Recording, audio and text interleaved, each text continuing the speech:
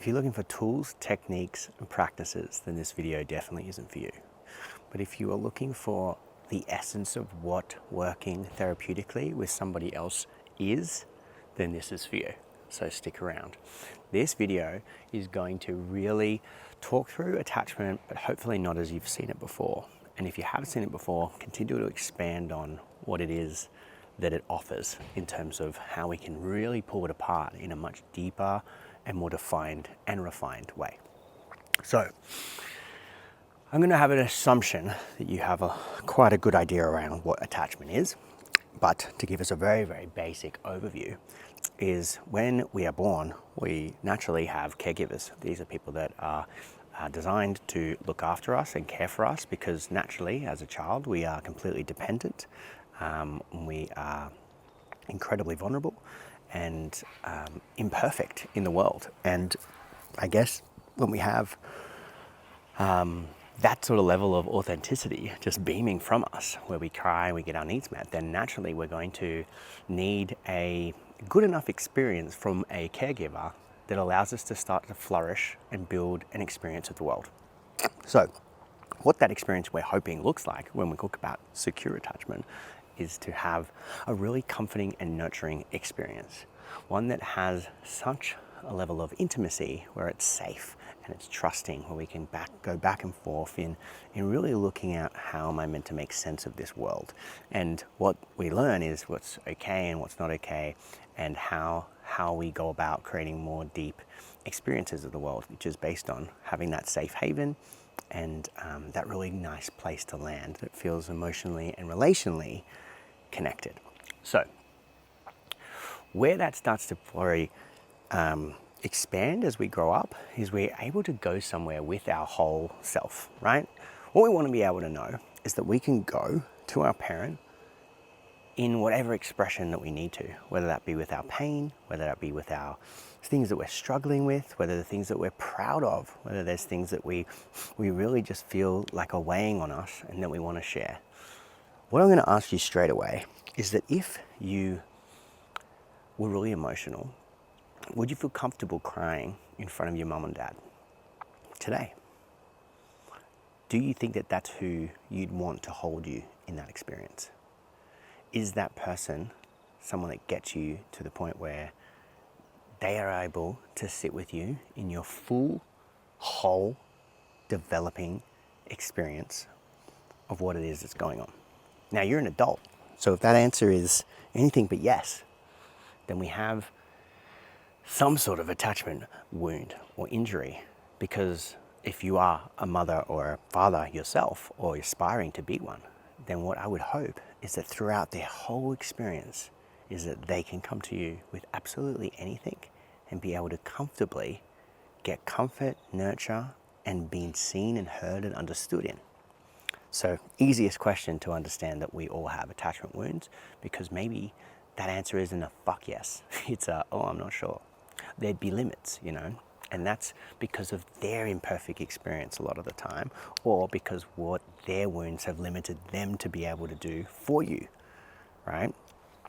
Now, this is alluding to the good therapist, which I'll get to, but essentially is if your parent didn't have the most incredible attachment growing up, which we don't have to go too far back to understand that they fucking didn't, because kids were seen and not heard, then we can start to get a grasp of who was modeling it to me. And as a therapist, how long have you spent since a really healing relational experience with someone else? Because a lot of the time what happens is we actually just repeat what we don't repair. We end up back in the same sort of mess that we started in. Now, I have a theory around this that I think will make sense to you. If I have a dad, which I do, that I wasn't able to get them to stay. So an emotionally unavailable man that was quite inconsistent and, probably struggling with his own stuff most of his life, and just left a gap between how available and engaging and responsive that he was for me. So if that's what I need to feel this secure attachment, I was always longing for it. So this idea is that I can win against my trauma if I can get an emotionally unavailable person to stay with me. Because then I can go and have the same experience that I had in my early attachments and find a way to win against it. So I can win against my trauma. Now that theory works very, very rarely, but the concept makes a lot of sense. So I end up in another relationship that actually isn't a relational experience that's comforting and nurturing to hold me in that really secure attachment-based way. That's just good enough, right? But we end up repeating what we don't repair. So we end up in relationships where they have their attachment wounds, I have my attachment wounds, we bring it all together and see the codependency mess or the clashes or the intricacies of why this, tests me and creates these ruptures that actually are just an imprint of what my experience was and me longing to try and heal it in another relationship. So the question begs to ask, have you actually spent enough time, if ever, in an intimacy, reparative based relational experience? A lot of the time, the first time people get this is in therapy, is in a therapeutic relationship. Now, the sad truth of all of this is that it sometimes takes an individual that long to slowly find a way to get that relational experience they've always craved. They might keep looking under every rock to get it elsewhere, but unfortunately, they keep coming up short. They're not finding what they're really looking for. And it's because they can't quite get it because they keep repeating what they haven't repaired. So along comes this therapist. Now, like I just said, if that therapist themselves hasn't done that, then they're just going to be another version of what can't meet that person's needs because they can't give them the true, pure experience of it just being something to sit with, to rebuild a healthy attachment. Now, some signs of a good enough therapist or a good enough parent would be a few of these things that I'm going to mention in a second. But they have to be able to get to the point where that the man on the island was never meant to be a man on the island, because that island is built out of loneliness and rejection and isolation, which means to be able to come forward, they have to bring all of that with them. And they've kept that very, very hidden. They've kept that separate because they learned that it wasn't okay to have. It's not okay to be my whole self.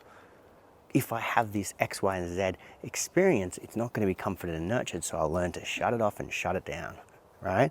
So now instead of their parents still doing the maybe less than nurturing experience, they just pass the baton to him, and now he does it to himself. So when therapy finally becomes on the cards for them to step into, we have to create an environment for them that represents something they've never had so that they can have you come and step onto their island, so that they can come as their whole self, which means warts and all, which means all their, adaptions and defenses and things that get in their way that create so much dysfunction in their life. Or maybe we bring to their attention so much stuff they don't realize why it's there that blocks them in their relationships today or their next evolution in their life. So it's a big ask. What I don't think a lot of therapists realize is that primarily is what we're fucking doing here, right? Which means that we're doing all these different techniques and modalities and theory and things that we've learned to be able to best sit with another person, when fundamentally the basic foundation of all truth is that they need to be in relationship with another person.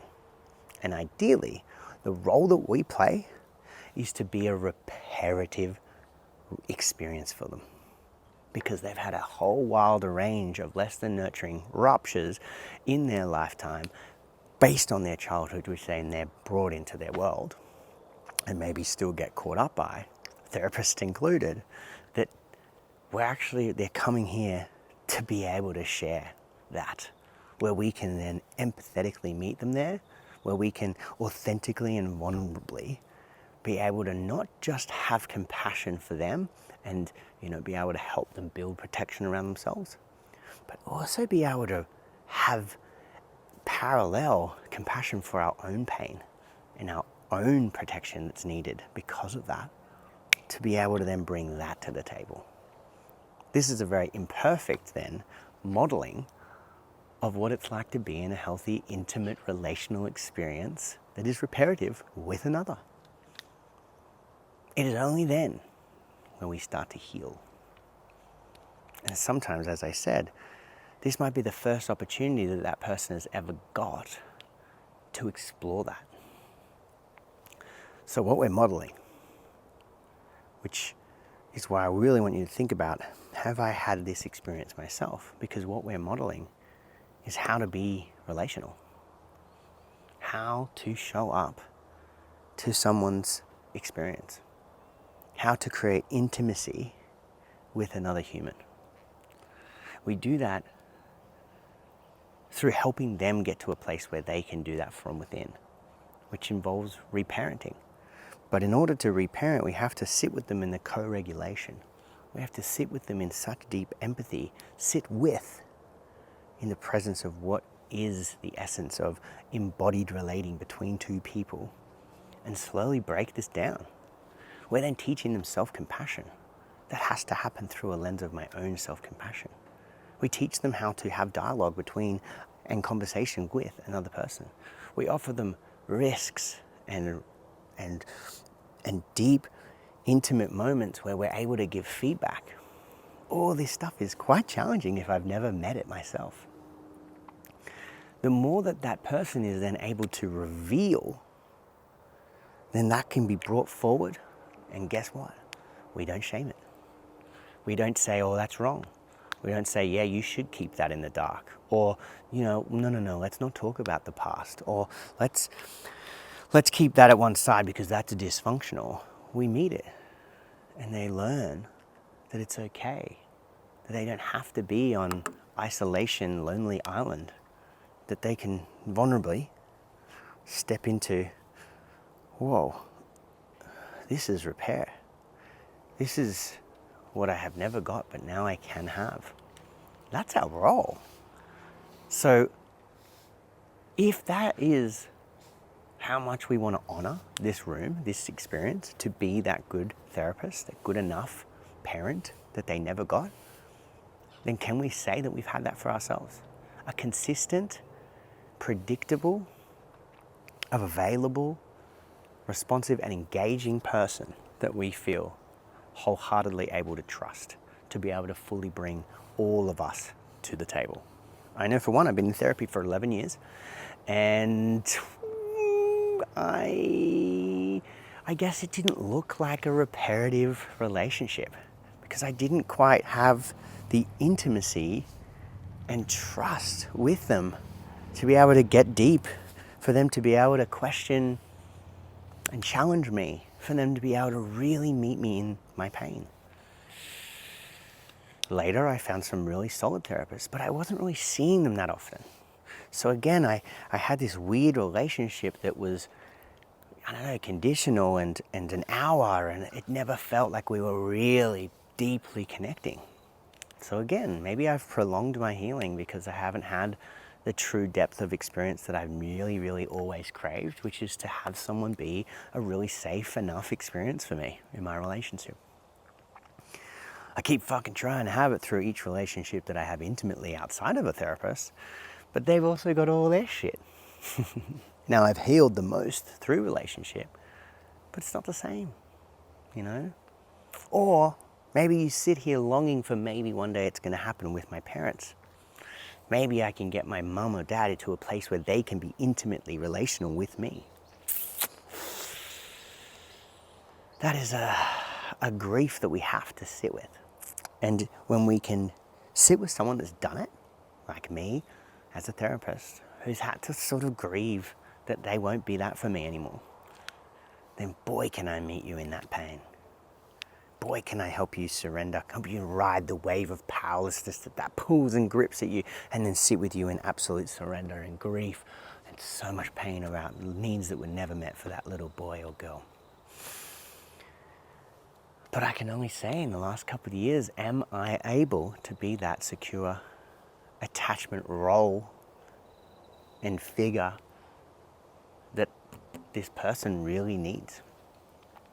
I've had some really cool results and some really good transformations in people, but the long-term psychotherapy has meant that I'd be able to really deeply connect with them in a way that they can just be human and I can be human with them.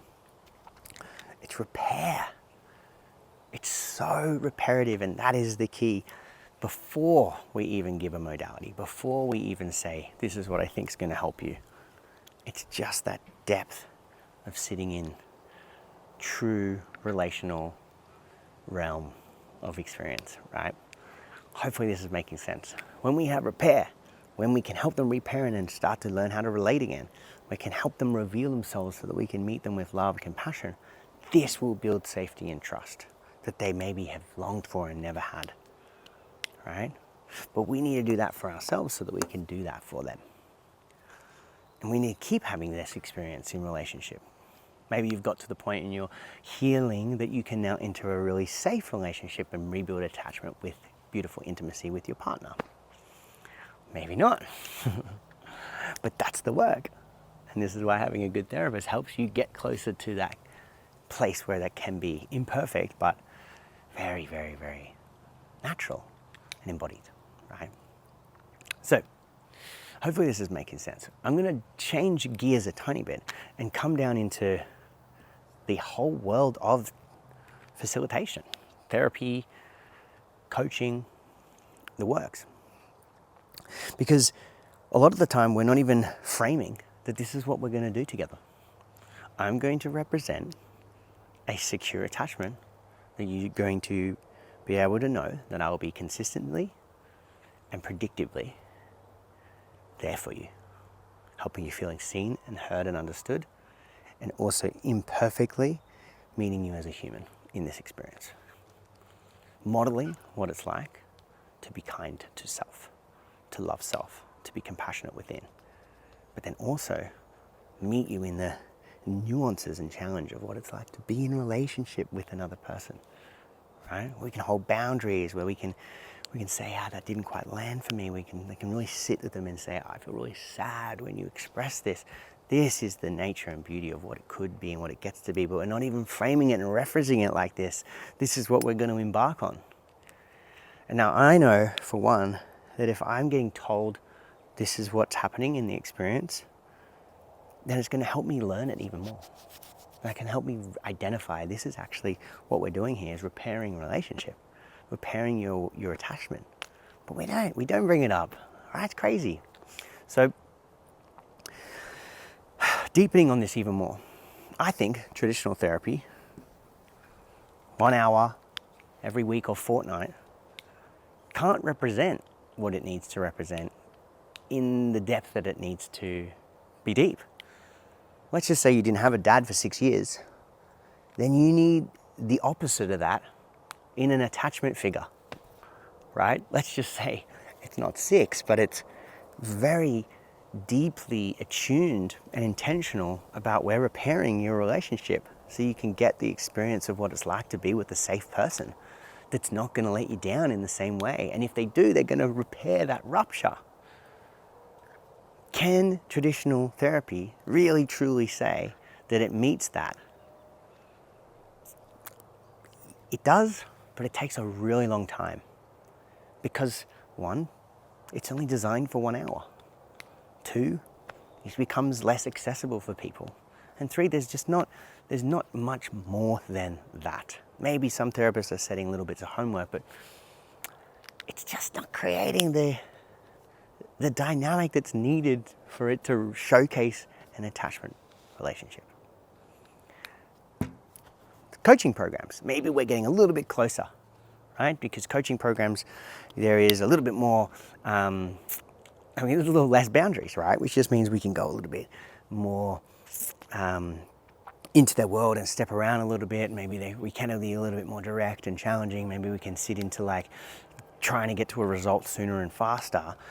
And maybe there's like a package where it's like you get a little bit extra support. But same problem lies, a coaching program is only potentially 8 weeks, for example. Sorry, you needed a dad for longer than 8 weeks. You needed a relationship that was intimate and safe for more than 8 weeks. To be able to heal that piece, you can get all the goals you want met, lose 10 pounds, be able to kind of step into making more money, be able to get better in your relationship. But what you truly needed was to be able to heal some of your attachment, and that can't be done in 8 weeks. Not without really solid intention and aftercare and priming support leading in and going out. So it can't be done. Challenge me if you think it can. Now, I've had to learn that the hard way, which means that what I really got to keep coming back to and owning is that relationship is the primary experience that creates the most healing, right? So what relationship am I offering to somebody else? Because that's what they're signing up for, right? So or they don't know, maybe they're signing up for that, but that is really what they're there for. And they've been burned in the past by maybe less than nurturing experiences. A really good example of this is therapists are sometimes taught not to express, not to disclose. And what ends up happening, and I've sat with someone where they just kind of yesed and nodded and didn't really connect with me beyond really trying to see me and hear me. Like it almost felt like they weren't being empathetic because they're not actually sitting in my shoes, because otherwise they'd feel some fucking pain. But they're just saying, I hear you, I get you. What does that do? If they've got a blank face in the therapist, let me tell you what it does. And you tell me if you've ever experienced this, is if I'm a defected, wounded little boy in my childhood experiences, right? And I had really less than nurturing experiences where I didn't get the parenting that I would have really, really deeply needed. And then I'm bringing finally that into a relationship with a therapist that then also meets me without emotional attunement, that just yeses and nods and technically hears me, but doesn't find their softening, doesn't find their ability to really deeply hear me and relate to me, then what it's creating is the same dynamic. I'm the defected child coming into relationship with a therapist who's a perfect parent, with no blemishes, with no wounds, with no fucking oomph, with no personality, with no feelings. That's crazy to me. So then let's say I stay because that's what I got as a parent. That's what I'm used to. Maybe I've got to break through my trauma. Maybe if I can get this therapist to actually freely meet me and see me, then I'll be good enough. Well, what a joke. I'm just repeating the same fucking shit again. I'm repeating my trauma. I'm trying to heal a wound that's based on the dysfunction. So the risk of not being able to really meet me where I am is going to not repair. It's going to re-enable what I already am trying to break free from, unconsciously and consciously, right? So that's just one example of where we need to actually bring so much more to the table, I'll do a big video on that soon around disclosure, because it's so important. It's of vulnerability, authentic vulnerability. To showcase that I'm imperfect is going to help you heal. It just is. Now, the sweet spot, I think, if we look at what some good facilitators are doing, is they're actually creating a relationship or a container or a piece of work that is quite intensive, where we really get to understand the human being and really sit with and learn everything about, where our sessions are a lot longer than an hour, but then they also get some chat and messaging support for a longer period of time, so that I'm essentially in their pocket. Now, those boundaries are still important, but if you think about like a really healthy idea of a dad or a mum, is I want to pick up the phone and call them. I want to speak to them into my problems. I want to be able to cry with them. I want to be able to tell them my successes.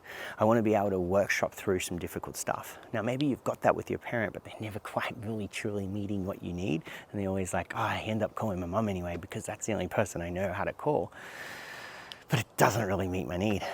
So when you have a facilitator that's able to facilitate a reparative experience that's more than just an hour of your time, and more than just some coaching session which is trying to get them to a result, it's the embodiment practice of what it's like to be in relationship, to be intimate, to be able to create repair, to have such safety and trust so that you don't have to be on your island of loneliness and isolation, that's what's going to create so much change. Because if you work with me, you're in my corner for a really long time. We're not only going to deep dive on your stuff where I'll know you so well inside and out, but I'll tell you my stuff inside and out so that it relates and helps you connect to yours. So that we can authentically share back and forth with each other, where we will have ruptures, because I will let you down, I will hurt your feelings, I will potentially get it wrong, but then we repair. And then you have access to me, and then we do really cool deep dives. You come on my retreats. So much of it is, in a way, in a much more boundaried, less family dynamic way, but where I'm a really safe attachment figure that they've never had. Now tell me, when you are a father or a mother, are you going to be flicking through which tool to use in this moment with your kid? Or is it going to be such a natural, effortless process that you're just being relational with them and trying to meet them where they are? It is no different to how we're working with people.